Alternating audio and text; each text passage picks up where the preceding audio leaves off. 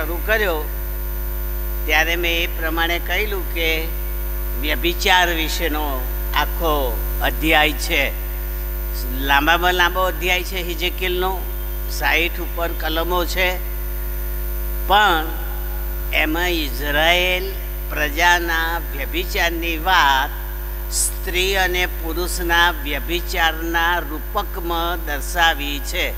રૂપક લીધું છે પુરુષ અને સ્ત્રીનો વ્યભિચાર, અને લાગુકરણ કરે છે યહૂદી પ્રજા અને યહોવા વચ્ચે.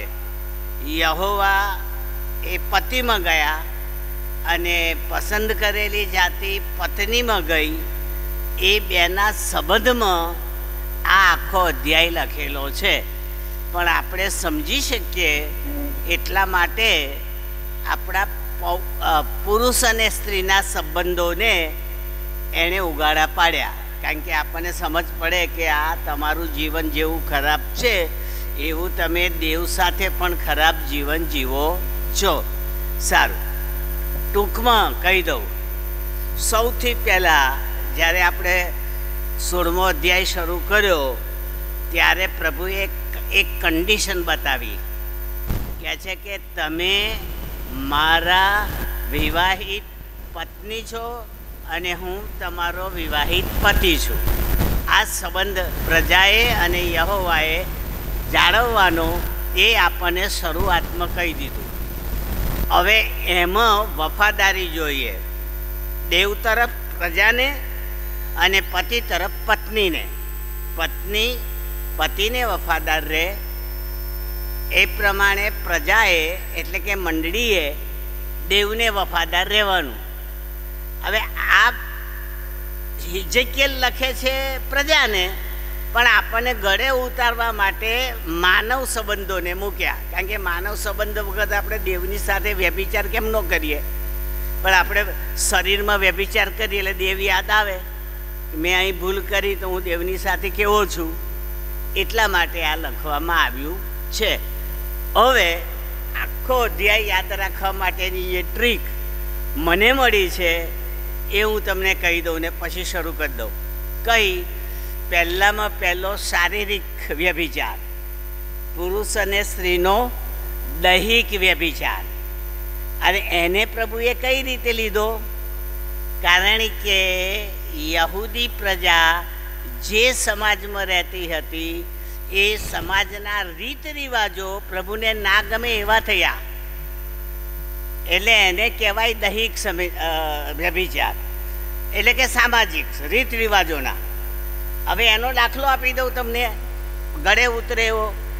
યહોવાએ ઇઝરાયેલી પ્રજાને સ્પષ્ટ કહેલું કે જ્યારે તમે કનાન દેશમાં રહો ત્યારે એ પ્રજા સાથે તમારે લગ્ન વ્યવહાર રાખવાનો નહીં, એમની દીકરી સાથે દીકરો પરણાવવાનો નહીં, અને એમની દીકરીને તમારા દીકરા સાથે પરણાવવાની નહીં.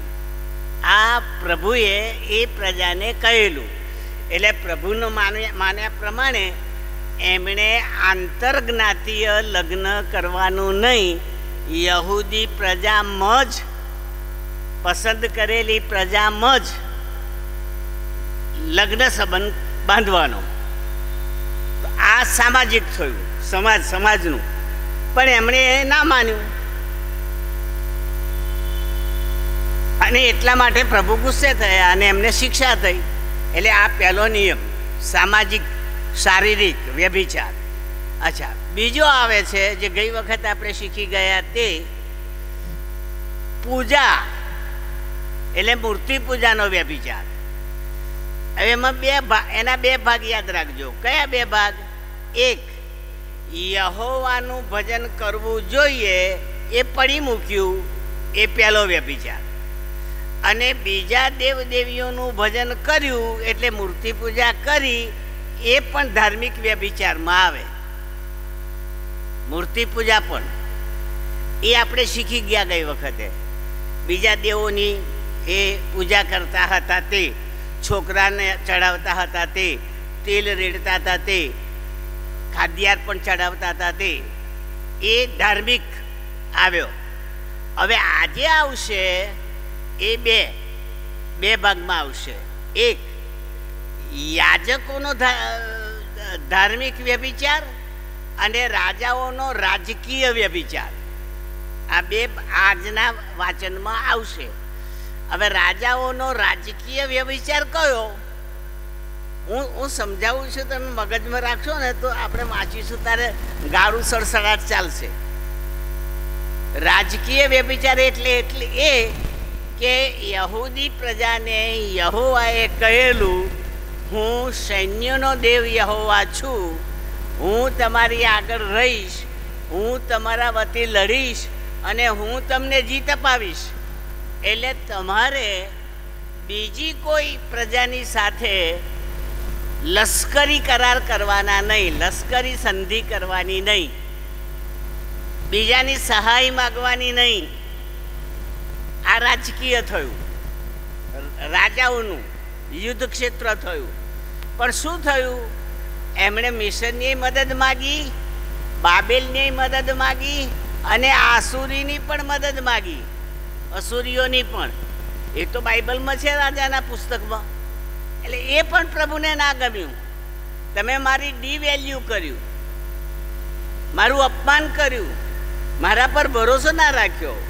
હું તમારા પક્ષે લડું, હું તમને વિજય અપાવું, પણ તમે રાજાનો આશરો લેવા ગયા, અને તે પણ વિધર્મી રાજાનો. એટલે એ પણ રાજકીય વ્યભિચારમાં ગયું. અને ધાર્મિક વ્યભિચાર એટલે એ, સાંભળજો, કે જે રિવાજ, નિયમ, વિધિ યહોવાએ પાડવાના કહેલા એ મંદિરમાં બંધ થયા અને બીજા ઉચ્ચ સ્થાનોમાં શરૂ થયા. ઉચ્ચ સ્થાન એટલે પેલી વેદી બાંધે ને, ચૌટામાં, ચોતરામાં, ફળિયામાં, ત્યાં અગરબત્તી ચડવાની શરૂ થઈ, ત્યાં મીણબત્તી મૂકવાની શરૂ થઈ, ત્યાં દીવો ચઢાવવાનું શરૂ થયું. હવે એ યહોવાએ ના પાડેલી, પણ અન્ય ધર્મીઓ એ રીતે પૂજા કરતા હતા. એટલે એમનું જોઈને એમણે અનુકરણ કર્યું. એ 10 આજ્ઞામાં ના આવે, વિધિ કે નિયમમાં ના આવે, પણ અન્ય ધર્મીઓની મેથડ, રીત, પદ્ધતિ, પૂજા આપણી મેથડમાં આવે ત્યારે માની લેવું કે ધાર્મિક વ્યભિચાર છે. અને આ હતું. અને હું માનું છું આપણી ખ્રિસ્તી મંડળીની સૌથી મોટી સંખ્યા રોમન કેથોલિક છે.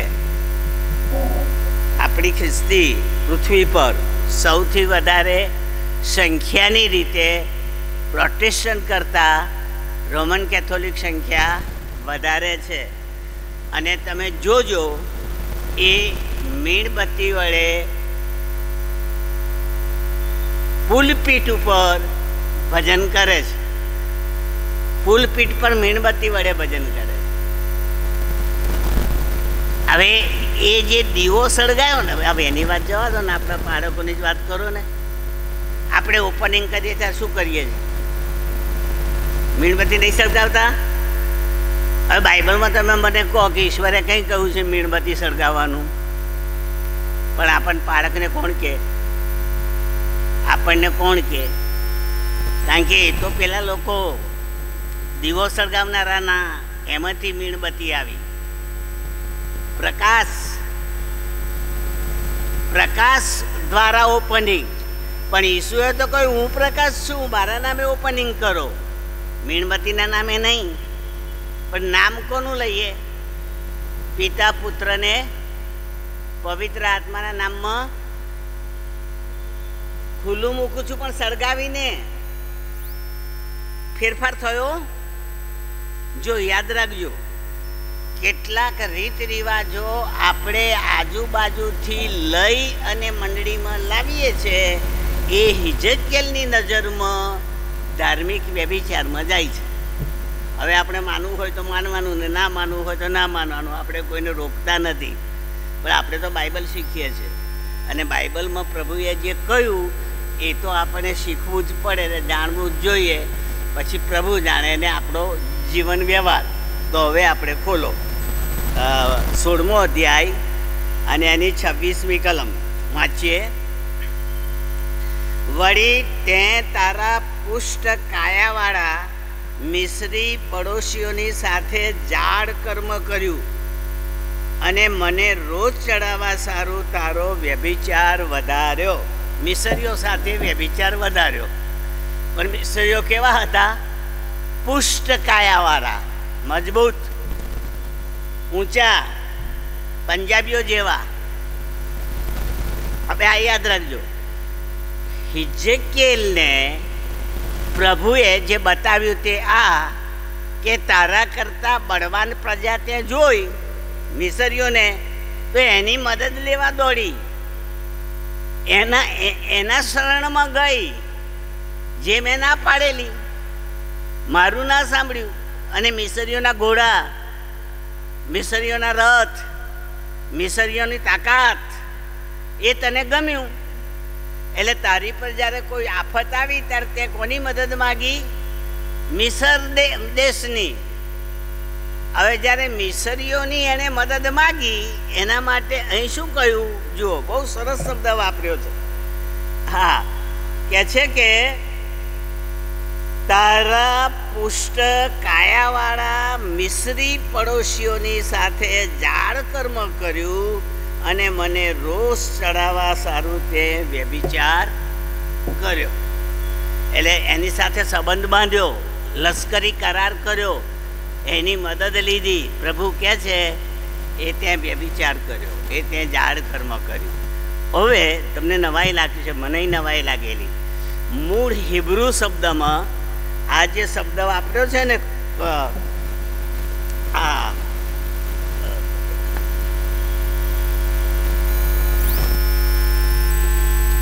પુષ્ટ કાયાવાળા, મજબૂત શરીરવાળા, એ ગુજરાતી બરોબર છે, પણ મૂળ હિબ્રુ શબ્દમાં જે વાપર્યું છે ને એ તો આપણાથી બોલાય નહીં એવું છે. પણ આપણે બધા પુખ્ત વયના છીએ એટલે મને કહેવામાં વાંધો નથી. પૃથ્વી ઉપર સ્ત્રીઓને વ્યભિચાર કરવા માટે એવા પુરુષો ગમતા હતા કે જેની ઇન્દ્રિયો મોટી હોય. આ એ વાક્ય આવે છે મૂળ વાક્યમાં.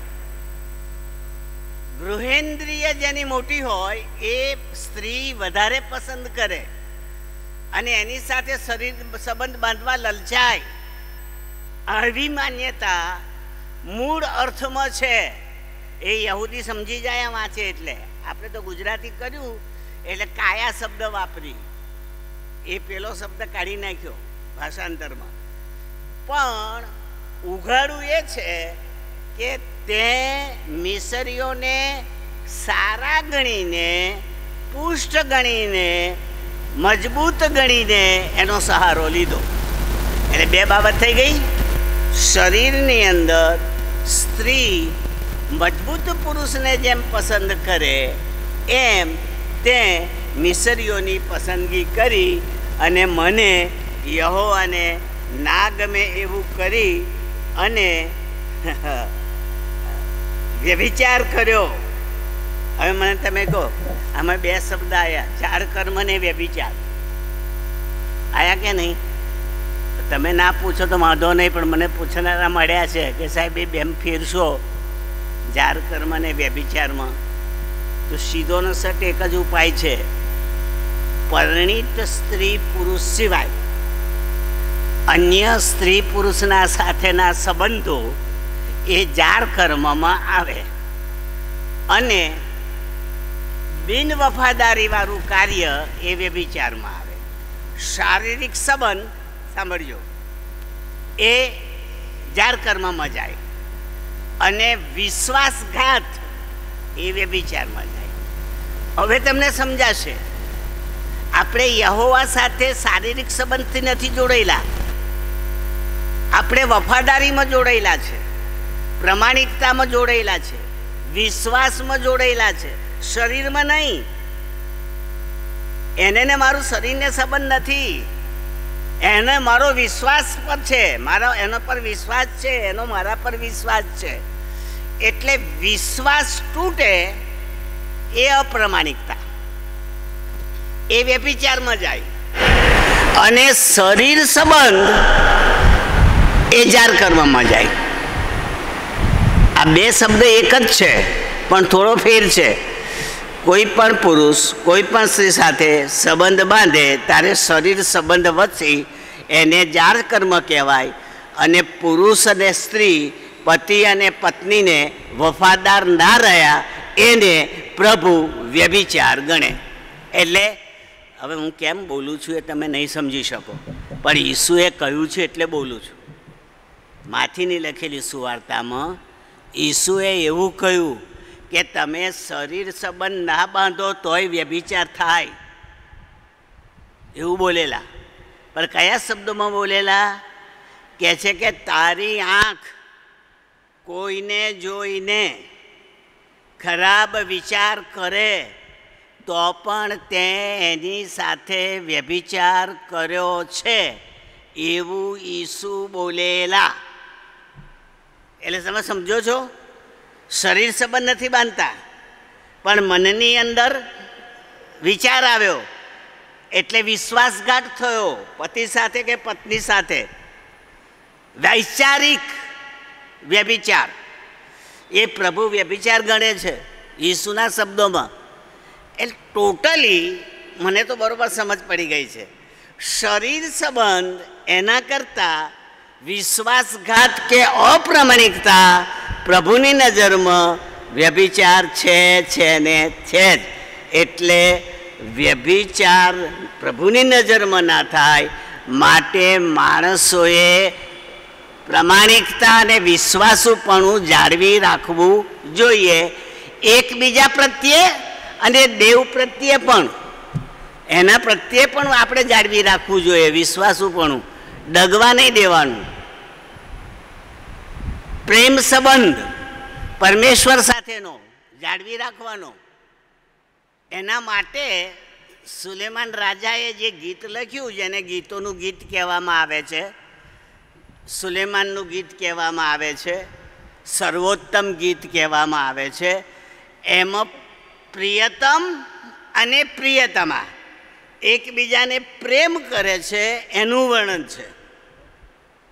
બહુ સરસ વર્ણન છે, પણ આપણને જરા કઠે એવું છે. એટલે આપણા દેવળોમાં એના વિશે ભાષણો નથી થતા, શિક્ષણ નથી થતું, કારણ કે એના રૂપકો એવા બધા છે. પણ સુલેમાન રાજાએ આ ગીત દ્વારા એટલું તો સાબિત કરી બતાવ્યું કે જો પરમેશ્વર મારો પ્રિયતમ હોય અને હું એની પ્રિયતમા હોઉં તો અમારા બેની વચ્ચે પ્રેમ ટકી રહેવો જોઈએ, એમાં બીજું આવવું જોઈએ નહીં. બીજું આવે તો દેવની નજરમાં વ્યભિચાર થઈ ગયો. વગર શરીરે વ્યભિચાર થઈ જાય. જાર કર્મ ના થાય પણ વ્યભિચાર થઈ જાય. હવે આગળ વાંચીએ 27મી કલમ. એ માટે જો મેં મારો હાથ તારા પર લંબાવીને તારું ભાથું અથવા ભથ્થું કમતી કરી નાખ્યું છે ને મેં તને તારી વેરણો એટલે ફલિસ્તીઓની પુત્રીઓની ઈચ્છાને આધીન કરી છે ને તેઓ તારા લંપટ આચરણથી શર્મિંદી પડે છે. હાલેલુયા. પ્રભુએ શું કહ્યું? તે મને દગો કર્યો, તે મને મૂકી દીધો, એટલે મેં તારું વેતન લઈ લીધું. અહીંયા વેતન એટલે પગાર નહીં, વેતન એટલે આશીર્વાદ. પ્રભુના આશીર્વાદથી આપણને સુખ મળે, સમૃદ્ધિ મળે, રોજીરોટી મળે, ખેતીવાડી મળે, સમૃદ્ધિ મળે. આ આશીર્વાદથી મળે છે.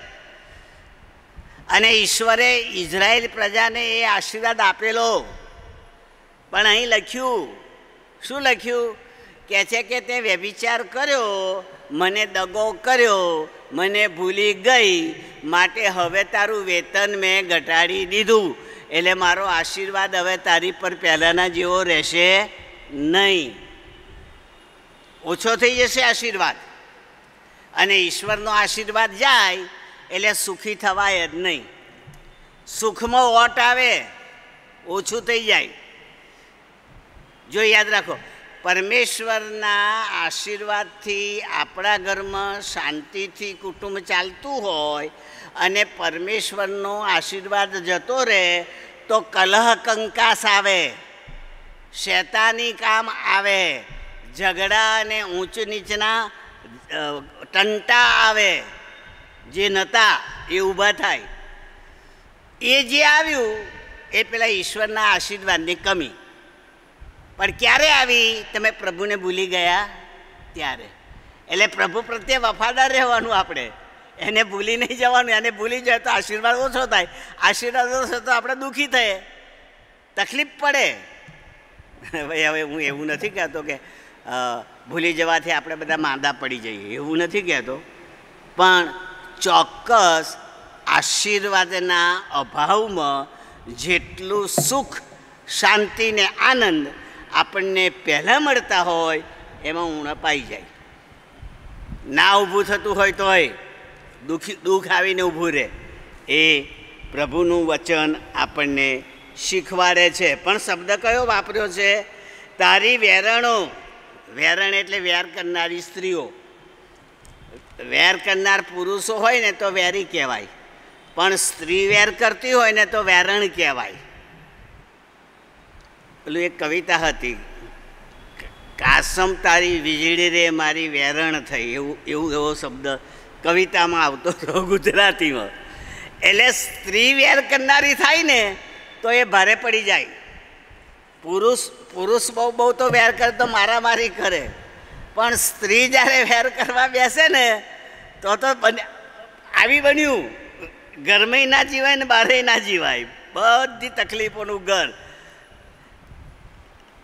દાઉદ રાજા, સાંભળજો, ગીત શાસ્ત્રમાં કહે છે કે કંકાસ કરનાર સ્ત્રીની સાથે મહેલમાં રહેવું એના કરતાં પ્રભુના દરવાન થવું એ સારું. મહેલમાં રહેવું એના કરતાં. સુખ સગવડમાં રહી અને કંકાસ કરનારી સ્ત્રી હોય તો એના કરતાં પેલા દેવળના દરવાજામાં દરવાન થઈને ચોકી પહેરો કરવો સારો. ત્યાં આશીર્વાદ રહે, નહીં આશીર્વાદ જાય. તમે શું વાત?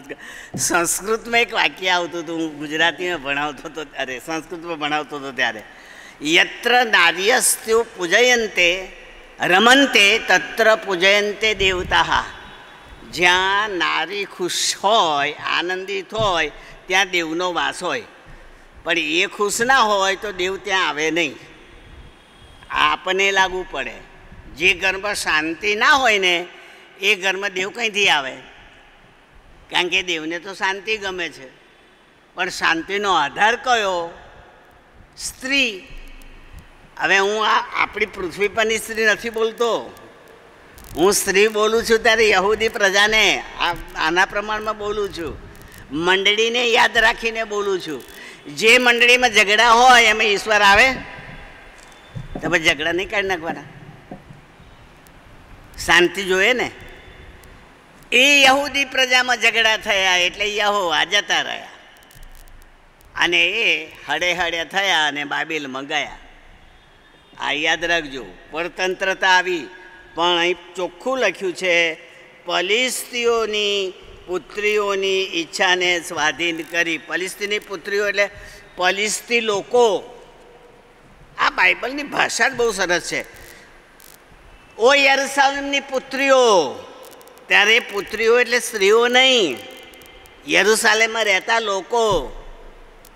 ઓ સિયોનની સુંદરીઓ, જો તારો રાજા આવે છે ગધેડા પર બેસીને. છે નવા કરારમાં.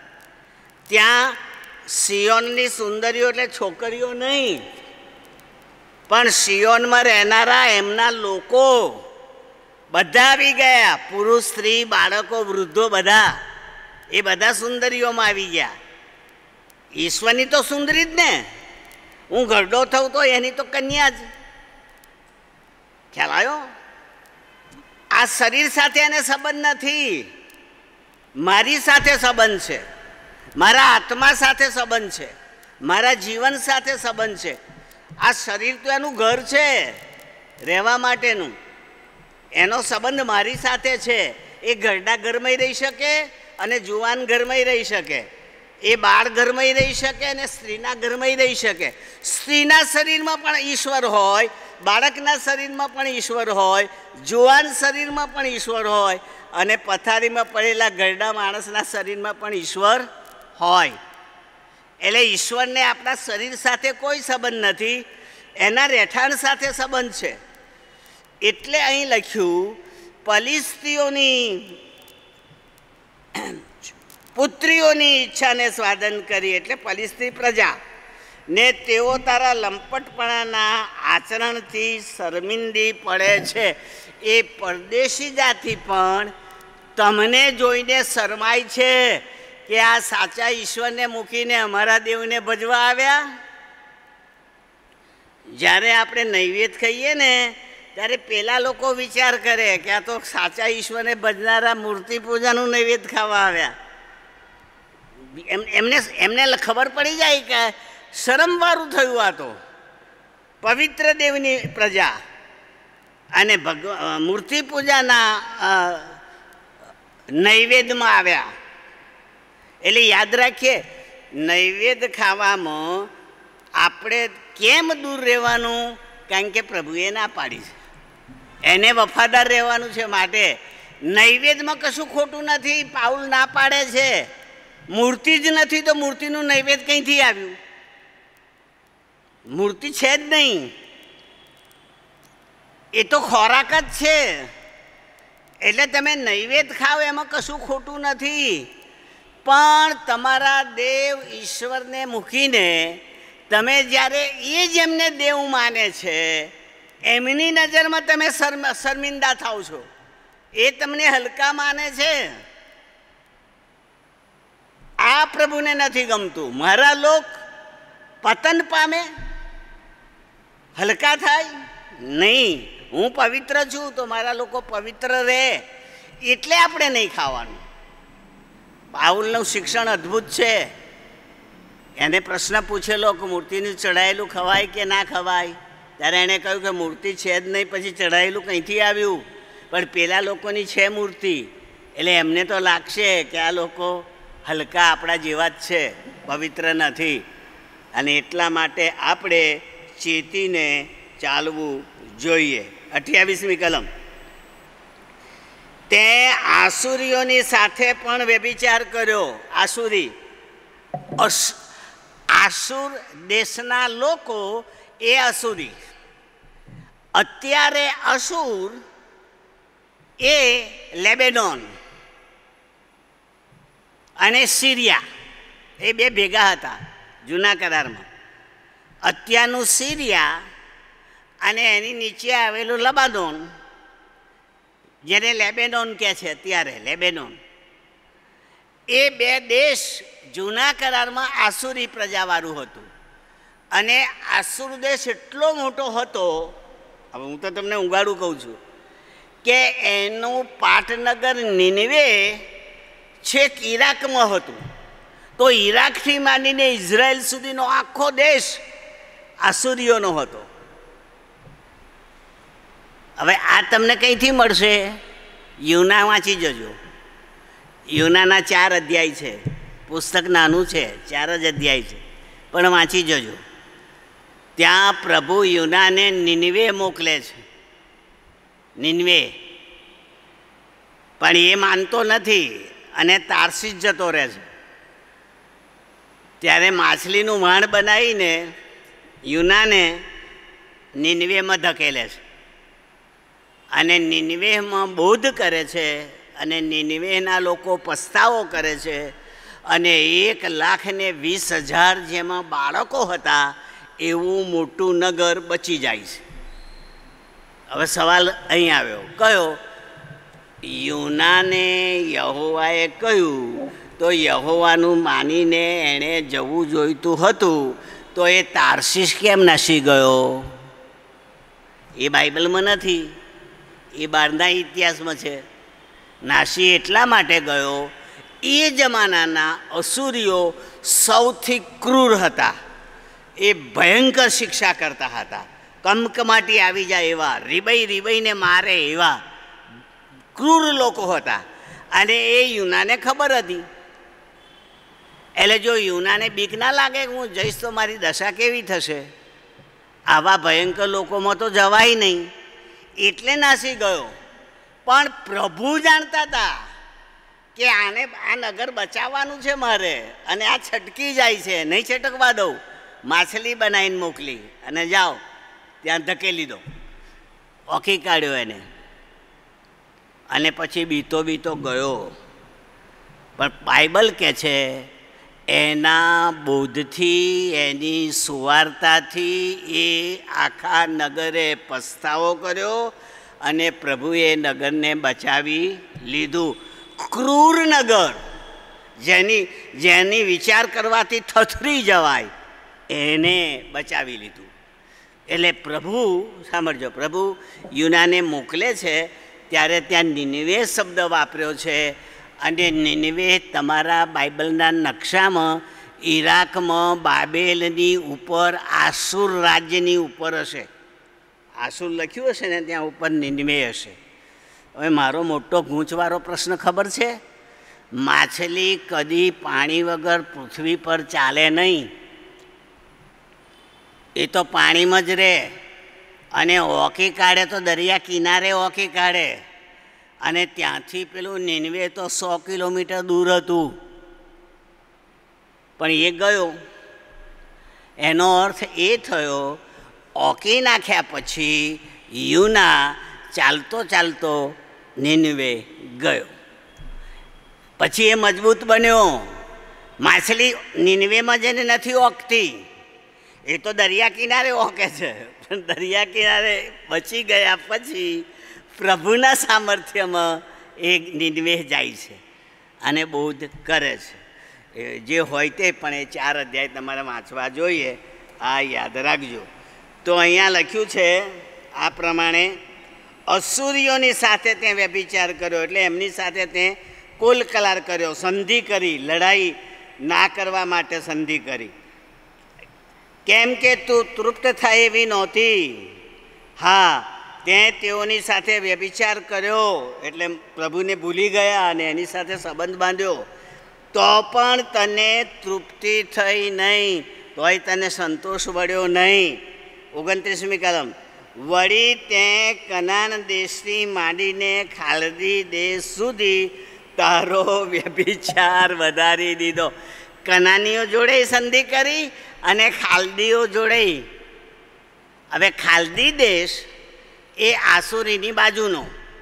તમે તમારો નકશો અંદર આપ્યો હોય એમાં બાઇબલમાં, તો તમે જુઓ ઉપર નિનવે છે આસુરી, એની નીચે બાબેલ છે, એની નીચે તમે આવો નદી કિનારે તો બાબેલ આવે, અને બાબેલથી સૌથી નીચે છેક આવો ને તો ખાલદી આવશે. ખાલદી, અને ખાલદી દેશના ઉર દેશમાં ઇબ્રાહિમ રહેતો હતો, અને યહોવાએ ઇબ્રાહિમને ત્યાંથી કાઢીને આ દેશ આપ્યો.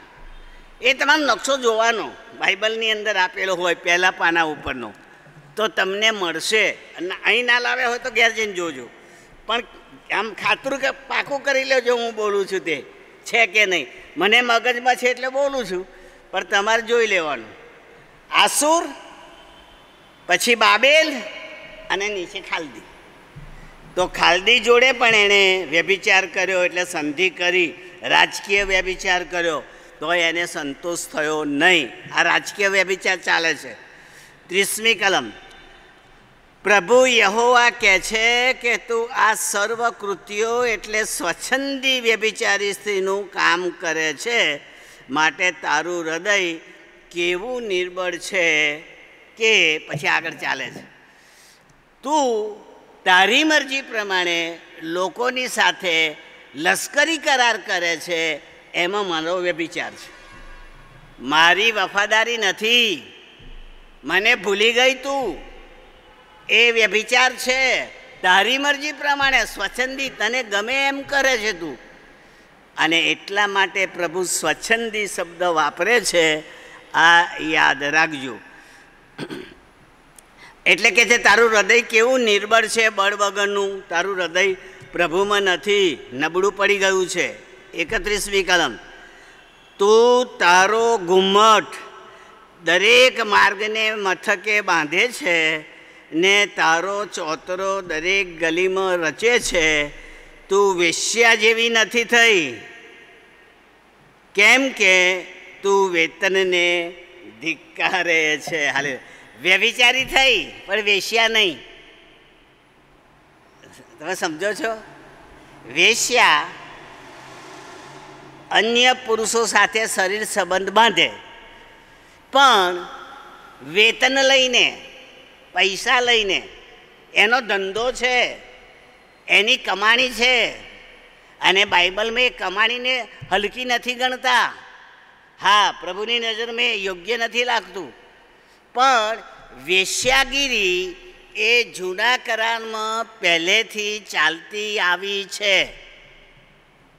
એને પ્રભુએ શું કહેવાય, એને વ્યભિચારમાં નથી ગણી વેશ્યાને. હું તમને બાઇબલનો દાખલો આપું, કારણ કે બહારનું બોલીશ તો તમે કહેશો કે સાહેબ સમજાવે છે, કંઈથી સમજાવે છે. પણ યહૂદા ના 2 દીકરા, જુવાન દીકરા, જેની સાથે લગ્ન કર્યું તામાર, એ 2 મરી ગયા. તામાર વિધવા થઈ. હવે ત્રીજો દીકરો જે હતો નાનો, એ મોટો થાય ત્યાં સુધી એના બાપના ઘેર મોકલી દીધી તામારને, જ્યાં તાર બાપના ઘેર રહેજે. આ મારો દીકરો પુખ્ત વયનો થશે ત્યારે તેને તેડી લાવીશું અને એની સાથે લગ્ન કરીશું. જૂના કરારમાં મોટો ભાઈ મરી જાય તો નાના ભાઈએ એની સાથે લગ્ન કરવું, એવું પ્રભુએ કહ્યું. લેવીમાં, પુનઃનિયમમાં એ મરી જાય તો એનો નાનો ભાઈ લગ્ન કરે. અને જે લગ્નથી છોકરો થાય એ પહેલો છોકરો એના મોટા ભાઈનો ગણાય, પછી એના ગણાય. એટલે એના મોટા ભાઈનો વંશ રહે. આ બાઇબલનો નિયમ હતો. પણ આના તો 2 મરી ગયા. એટલે યહૂદાએ વિચાર કર્યો કે આની સાથે લગ્ન કરશે એ મરી જશે, એટલે ના પરણાવવું પડે, એટલે પિયરમાં મોકલી દીધી. વર્ષો નીકળી ગયા, એ છોકરો મોટો થયો, પરણવા લાયક, પણ તેડું ના આવ્યું તામારને. યહૂદાએ મોકલ્યું નહીં. ત્યારે તામારે વેશ્યાનો પોશાક પહેર્યો, બાઇબલ કહે છે વેશ્યાનો, અને રસ્તામાં બેઠી. જ્યાં યહૂદા જતો હતો એ રસ્તામાં એ ઘેટાના વાળ કપાવવા માટે જતો હતો, પૈસાદાર હતો. ત્યારે રસ્તામાં ને બેઠેલી જોઈ, પણ એણે ઘુમ્મટ ઓઢેલો, મોં ઢાંકેલું, ઓળખી શકાય એવું નહોતું. એટલે યહૂદાને એની સાથે શરીર સંબંધ બાંધવાનું મન થયું. એટલે એણે કહ્યું, બાઇબલમાં લખ્યું છે વેશ્યા સમજીને એની સાથે સંબંધ બાંધવાનું કહ્યું. ત્યારે બાએ શું કહ્યું, તારો અછોડો ને તારી લાકડી મને આપ, તો તારી સાથે સંબંધ બાંધું, પછી તું મને પૈસા કે ઘેટું આપીને છોડાઈ જજે. તો પેલો માણસ પીધેલો હશે યહૂદા, એટલે એણે એની લાકડીને એનો પેલો અછોડો એટલે ગળામાં પહેરવાનું કંઈક માળા જેવું હશે, આપ્યું. એની જાતે શરીર સંબંધ બાંધ્યો. પણ ત્યાં બાઇબલ કહે છે વેશ્યા, તામાર વેશ્યાના રૂપમાં બેઠી હતી. એટલે આ બાઇબલ વેશ્યાને અયોગ્ય નથી ગણતું, આ યાદ રાખજો. પછી ઘેટા કપાવા ગયો, ત્યાં પેલા માણસને કહ્યું, લે ભાઈ આ ઘેટું લઈને જા, પેલી વેશ્યાને આપ ને મારો વછોડો ને લાકડી લઈ આવી, જેથી મારી આબરૂ રહે, નહીં તો આબરૂ જાય. પેલો આવ્યો ત્યારે તો ત્યાં હતી જ નહીં, કારણ કે આ તો જાણતી હતી કે આ મારા સસરા છે, જતી રહી. પણ થોડા મહિના પછી યહૂદાને ખબર પડી કે તારા છોકરાની વહુને તો ગર્ભ રહ્યો છે, એટલે વ્યભિચારી થઈ છે. એટલે યહૂદાએ એના ઉપર દોષ મૂક્યો, અને એ દોષ જૂના કરારમાં જે કોઈ સ્ત્રી વ્યભિચાર કરતાં પકડાય એને પથ્થરથી મારી નાખવાની અને સળગાવી દેવાની શિક્ષા હતી. એ તો ઈસુના વખત સુધી હતી. ઈસુ પણ પેલી વ્યભિચારમાં પકડાયેલી સ્ત્રીને પથ્થર મારતા હતા તે વખતે આવે છે, એટલે એ તો હતી જ. પણ પેલી તામારે શું કર્યું? એના બાપાને કહ્યું કે આ મારા સસરા મારી પર દોષ મૂકે છે, તો આ અછોડોના લાકડી લઈને જાઓ અને મારા સસરાને બતાવો, જેના આ છે એણે મારી સાથે શરીર સંબંધ બાંધ્યો છે. અને પેલો ગયા, યહૂદાને બતાવ્યું. યહૂદાને પસ્તાવો થયો, મેં પાપ કર્યું છે, તમારે નહીં. તમારે નથી કર્યું, એ તો ન્યાય છે. પાપ તો મેં કર્યું વેશ્યા માનીને. પછી એને ઘેર લઈ ગયા, અને એ તામારથી જે છોકરો થયો એમાં આપણા ઈસુ આવ્યા. આપણા ઈસુનો જન્મ એ વંશમાં આવ્યો. તમે જુઓ તો ખરા પ્રભુની કળા. પણ મારો કહેવાનો અર્થ શું છે? વ્યભિચાર એ વેશ્યા કરે તો એ વેતન માટે કરે, પૈસા માટે કરે, કમાણી માટે કરે, રોજીરોટી માટે કરે, દગો કરીને નહીં. પણ પરણિત સ્ત્રી કરે તો દગો કહેવાય, અપ્રમાણિકતા કહેવાય. એટલે પ્રભુને નથી ગમતું, વફાદારી જોઈએ છે. અને એ અહીંયા લખ્યું છે, જુઓ, ચોખ્ખું લખ્યું છે. શું લખ્યું છે? તું તારો ઘુમ્મટ માર્ગને બાંધે છે, ચોતરો ગલીમાં રચે છે, પછી તું વેશ્યા જેવી નથી થઈ, કેમ કે તું વેતનને ધિક્કારે છે, વેતન નથી લેતી અને ખોટા ધંધા કરે છે. પછી લખ્યું છે, જાર કર્મ કરનારી પત્ની પોતાના ધણીને બદલે પારકાઓનો અંગીકાર કરનારી. 33મી કલમ. સર્વ વેશ્યાઓને તો લોકો બક્ષિસ આપે છે, પણ તું તો તારા સર્વ આશિકોને બક્ષિસો આપે છે, અને તારી સાથે વ્યભિચાર કરવાને સારું તેઓ તરફથી આવે માટે તું તેઓને લાંચ આપે. આ ભેદ જુઓ તમે. વેશ્યા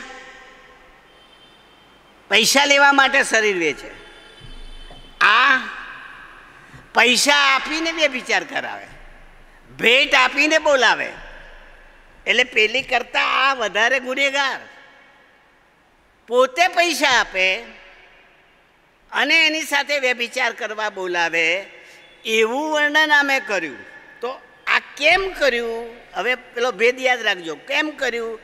કારણ કે આ છોકરી કે છોકરાનો સંબંધ નથી, આ તો રાજકીય સંબંધ છે. તો આહાજના વખતમાં મંદિરનું સોનું આપીને આસુરના રાજાને મદદ કરવા બોલાવેલો. મંદિરનું સોનું રાજાને મોકલાવેલું અને કહેલું કે મારી પર હુમલો કરવા આવ્યા છે, મને મદદ કર. હિજકિયાના વખતમાં સાંભળ, હિજકિયાના વખતમાં જ્યારે માંદો પડ્યો અને પ્રભુએ એને સાજો કર્યો, ત્યારે બાબેલનો રાજા એની ખબર જોવા આવ્યો, મુલાકાત માટે આવ્યો. ત્યારે હિજકિયા રાજાએ મંદિરમાં રહેલા બધા વાસણો, સોનું રૂપું વગેરે, એના મહેલમાં રહેલા બધા સોના રૂપાના સાધનો બધું પેલા બાબેલના રાજાને બતાવ્યું. જો ભાઈ, આટલું બધું છે મારી કને, પ્રભુએ આપ્યું છે. તરત જ પેલો યાજક, પેલો પ્રબોધક ગયો અને પૂછ્યું હિજકિયાને કે તરતે કોણ આવ્યું તું? કે પેલો બાબેલનો રાજા. શું જોયું? બધું જોયું, મંદિરના વાસણો જોયા અને મારા મહેલના વાસણો જોયા. તો પછી એ પ્રબોધક બોલે છે યહોવા મને કહે છે એ રાજા ચડી આવશે અને આ જોયેલું બધુંય લઈ જશે. અને એવું થયું.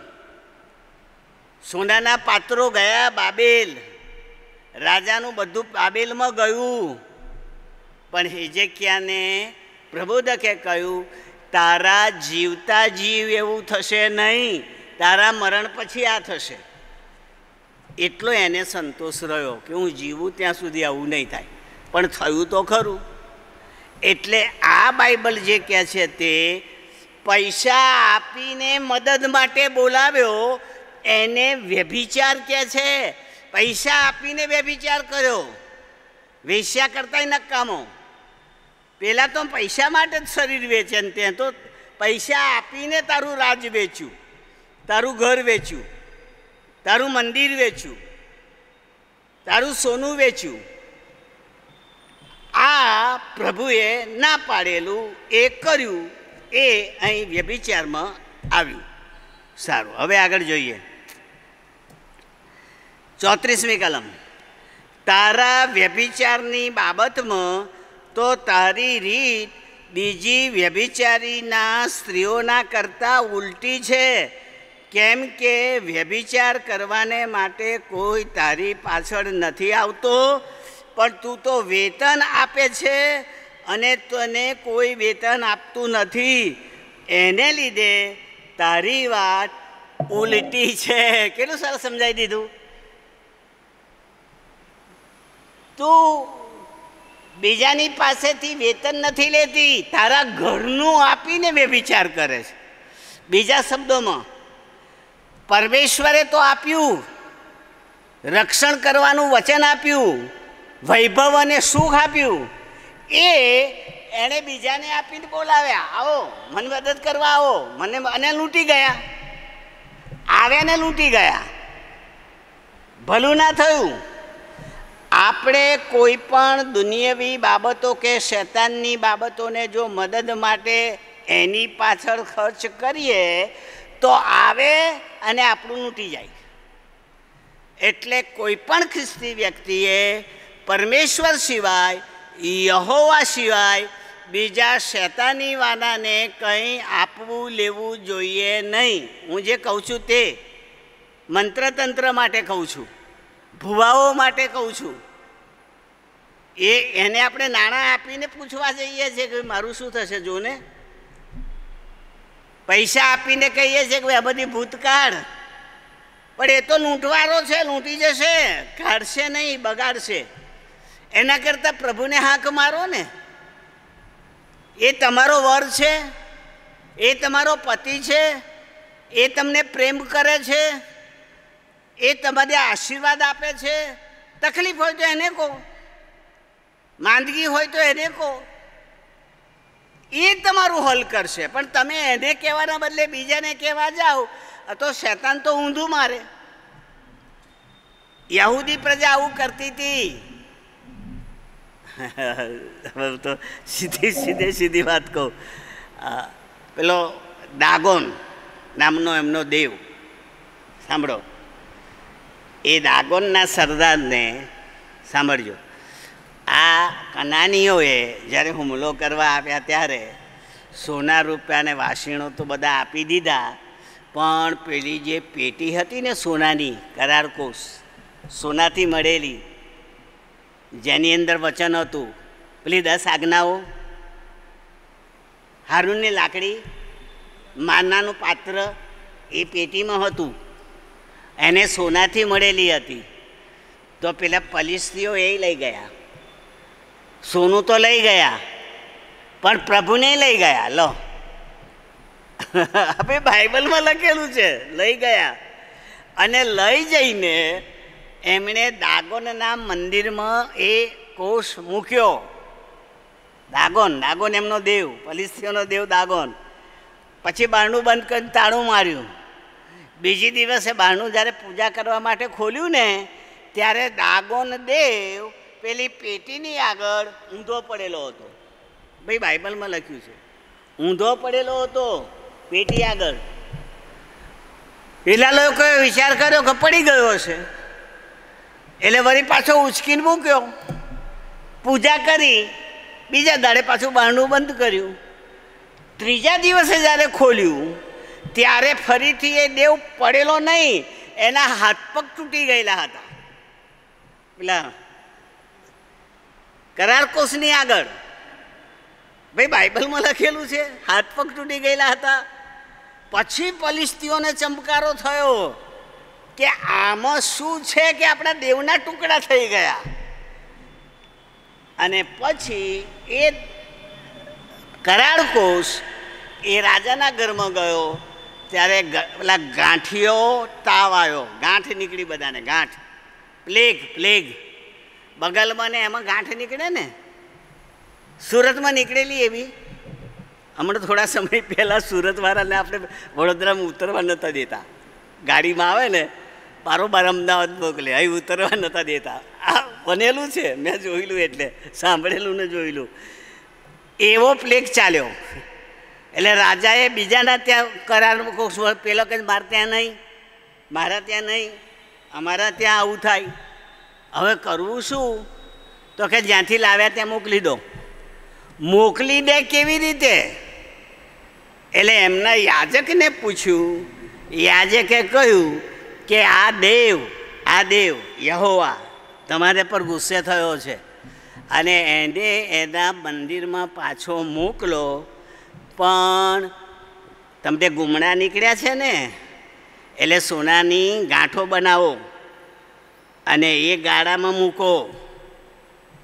ગાંઠો સોનાની એટલે દડા, સોનાના દડા બનાવો, એ અંદર મૂકો અને એની સાથે ગાડામાં આ કોષ મોકલીને એના દેશમાં મોકલી દો. પેલા કહે છે ગાડામાં મોકલીશું તો સાથે કોઈને જવું પડે? કે ના, તમારે એને બળદ નહીં જોડવાના, ગાયો જોડવાની, ખેંચવા માટે ગાયો. પાછી કેવી ગાયો? તાજી વિયાયેલી, તરત પી જાય. કોઈ પણ ગાય પોતાને બચ્ચાને મૂકીને જવાના બદલે પાછી આવે, એને કોઈ દોરી તમે શું જોયું મને ખબર નહીં. હું હિલ મેમોરિયલમાં ભણતો હતો ને ત્યારે ભેંસ લઈને લોકો જાય ને, ભેંસ લઈને ત્યારે ભેંસનું જે બચ્ચું હોય ને એ પેલા આગળ ચાલનારા માણસો લાકડાથી બાંધીને ખભે લઈને ચાલે. એટલે પેલું બચ્ચા લઈને ચાલે તો પેલી ભેંસને કોઈ જુએ જ નહીં, એ તો એની જાતે જ પેલા બચ્ચાના લીધે એમની પાછળ ચાલે. એ હું અહીં જોતો હતો હિલ મેમોરિયલમાં. એનો અર્થ એ થયો પશુઓમાં પણ મા એના બચ્ચાને છોડીને જતી નથી. તો આ તો વિયાયેલી ગાયને જોડવાની, એના વાછડાને અંદર બાંધી મૂકવાના અને પછી પેલો કોષ મૂકીને, પેલી ગાંઠો મૂકીને પછી એને છોડી મૂકવાની. જો એ ગાયો એ કનાન દેશ તરફ જાય, ઇઝરાયલ તરફ જાય તો એ પ્રભુનું કામ, પાછી આવે તો નહીં. પણ શું થયું? એ ગાયો ભાગી અને કનાન દેશ એટલે ઇઝરાયલ દેશ તરફ ગઈ. એણે એના બચ્ચાને યાદ ના કર્યા. જે દેશમાં એ ગઈ ઇઝરાયલમાં, ત્યાં યાજકે જોયું કે કરાર કોષ પાછો આવ્યો છે, એટલે જયઘોષ થયો, પ્રભુની સ્તુતિ થઈ, દેવ પાછા આવ્યા, વચન પાછું આવ્યું, યહોવા પાછા આવ્યા. એ જ ગાયોનું એ જ લાકડા પર એટલે ગાડાના લાકડા પર અર્પણ કર્યું અને એ કોષ ફરી પાછો મંદિરમાં જઈને મૂકવો પડ્યો. મારું કહેવાનો તમે સમજો. અહીં ચોખ્ખું લખ્યું છે. શું લખ્યું છે સાંભળો. કહે છે કે વેતન આપતું નથી, તેને તારી વાતને ઉલટી કરી નાખી છે, એટલે તે બીજાને આપી દીધું છે. 35મી કલમ જોઈને બંધ કરીએ. એ માટે હે વેશ્યા, યહોવાનું વચન સાંભળ. અહીંયા વેશ્યા એટલે કોણ? યહૂદી પ્રજા. અને અત્યારે અહીં કોણ? આપણે. અત્યારે આપણે, એ વખતે યહૂદી પ્રજા, અત્યારે આપણે પ્રભુના લોક, એટલે આપણે વેશ્યા. એટલે આપણને કહે છે, શું કહે છે? એ માટે હે વેશ્યા, યહોવાનું વચન સાંભળ. પ્રભુ યહોવા એમ કહે છે તારી મલિનતા રેડવામાં આવી ને તારા આશકો સાથેના તારા વ્યભિચારની તારી નગ્નતા ઉગાડી થઈ, તેને લીધે ને તારા ધિક્કારપાત્ર કૃત્યોની સર્વ મૂર્તિઓને લીધે તથા તેના અર્પણ કરેલા તારા છોકરાના ખૂનને લીધે, જો હું તારા સર્વ આશકો જેની સાથે તે મોજ માણી છે તેઓને તથા તારા સર્વ વાલાઓને તેમજ તેમની સાથે તારા સર્વ અડખામણાઓને પણ હું એકઠા કરીશ. હા, હું તેઓને તારી સામે ચોતરફથી એકઠા કરીશ, તેમની આગળ તારી નગ્નતા ઉઘાડી કરીશ અને તારી સગળી નગ્નતા જુએ. એટલે તારી આબરૂ બીજી પ્રજાઓ જોશે, તને હળે હળે કરશે, તારું છીનવી લેશે, તારી ઇજ્જત નહીં રહે, તારું માન નહીં રહે, એવું યહોવા કહે છે. તો સાંભળો બરાબર. પહેલ છે, હવે પૂરું કરીએ છીએ, સમય થઈ ગયો. હું આ કહેવા માગું છું કે બધી આજુબાજુની પ્રજા આજે ઇઝરાયલ પર હુમલો કરી રહી છે. આજે લબાનોન કરી રહ્યું છે, જોર્ડન તૈયાર છે, પેલેસ્તીને કર્યો, ઈરાન કરી રહ્યું છે. હવે કોણ કોની પર છે એ બધું ભૂલીને બધા ઇઝરાયલ પર હુમલો કરી રહ્યા છે. આજે એ પ્રભુની પ્રજા તરીકે પ્રભુને વફાદાર ન રહેવાનું પરિણામ ભાવિ પ્રજાને મળી રહ્યું છે. જો કે પ્રભુ એમને મૂકી નથી દેતા, એટલે તો ટકી રહ્યા છે, નહીં તો એ તો મચ્છર જેવા. આટલી 7 મુસ્લિમ દેશો, અત્યારે 7 મુસ્લિમ દેશો બધા ચારે બાજુથી હુમલો કરવા બેઠા છે, તોય એ ટકી રહ્યું છે, કારણ કે પ્રભુએ એની પ્રજાને સહાય કરવાનું વચન આપ્યું છે, એટલે ટકી રહ્યું છે. પણ હેરાન તો થાય છે ને, આબરૂ તો જાય છે ને. ભાઈ તમે માનો કે ના માનો, પણ મુસ્લિમ કન્ટ્રીનું કોઈ પણ પેપર વાંચજો તો ત્યાં ઇઝરાયલની નિંદા જ થાય છે. એ નાલાયક છે એવું કહે છે, એ લડાઈ કરે છે એવું કહે છે, પણ લડાઈ તો બીજા કરે છે, આતંકવાદ તો બીજા લાવે છે, આ પછી લડે છે, પણ આબરૂ તો જાય છે ને. અમેરિકા સિવાય ઇઝરાયલ આજે ટકી શકે એવું નથી. પણ અમેરિકા કેમ એની મદદ કરે છે આ પણ જાણવું જોઈએ, કારણ કે અમેરિકામાં મોટામાં મોટા ઉદ્યોગો, મોટામાં મોટા ધનપતિઓ યહૂદીઓ છે. અમેરિકામાં યહૂદીઓનો પાવર છે, એટલે એમના કારણે અમેરિકા ઇઝરાયલ તરફ પોતાનો હાથ લંબાવે છે અને ઇઝરાયલને બચાવે છે. પણ બાઇબલ શું કહે છે? હું બધાને બોલાવી લાવીશ અને તારી નગ્નતા જોશે, તારી તાકાતનું પારખું જોશે, તને હેરાન પરેશાન કરશે, દુનિયામાં તારી આબરૂ જશે. આવું અહીંયા લખ્યું છે. એ આપણને લાગુ પડે. જો આપણી મંડળી પ્રભુને મૂકી દે તો આપણા ચર્ચ હિન્દુ મંદિર બની જાય. યુકેમાં થયું એવું, યુએસએમાં થયું એવું, અને હમણાં ઓસ્ટ્રેલિયામાં થઈ રહ્યું છે એવું. જે કેથેડ્રલ હતા, જ્યાં પ્રભુનું ભજન થતું હતું, એને સ્વામિનારાયણ સાધુઓએ ખરીદી લીધા અને ત્યાં મૂર્તિ પૂજા થવા લાગી. એવા કેટલાક મંદિરો બન્યા, મોટા મોટા મંદિરો, મૂર્તિપૂજક મંદિરો બની ગયા. પણ કેમ? કારણ કે એ મંડળીએ પ્રભુને ભૂલી જઈને આડા ચાલ્યા, દેવળ જવાનું બંધ કરી દીધું, સંગત પડી મૂકી, મંદિરો ખાલી રહ્યા, રિનોવેશન ના થયું, વેચાઈ ગયું, એટલે બીજાનું થઈ ગયું. આપણી મંડળી જો આપણે પ્રભુને મૂકી દઈએ, દેવળમાં ના આવીએ, ભજન ના કરીએ, તો આ પણ વેચાઈ જાય. ખંડેર થઈ જાય. હું તમને ગેરંટી આપું છું, ઘણા ચર્ચો મેથોડિસ્ટના ગામડામાં ખંડેર થઈ ગયા છે. ખંડેર કારણ કે માણસ જ નથી જતા, પ્રાર્થના નથી થતી. ગામડાના ચર્ચો ખંડેર થઈ ગયા કારણ કે પ્રભુને મૂકીને બીજાની સાથે સંબંધ રાખીએ ત્યારે પ્રભુનો આશીર્વાદ જતો રહે અને આપણી ઇજ્જત જાય. પ્રભુ આ સમજવાને આપણી સહાય કરો. આમેન.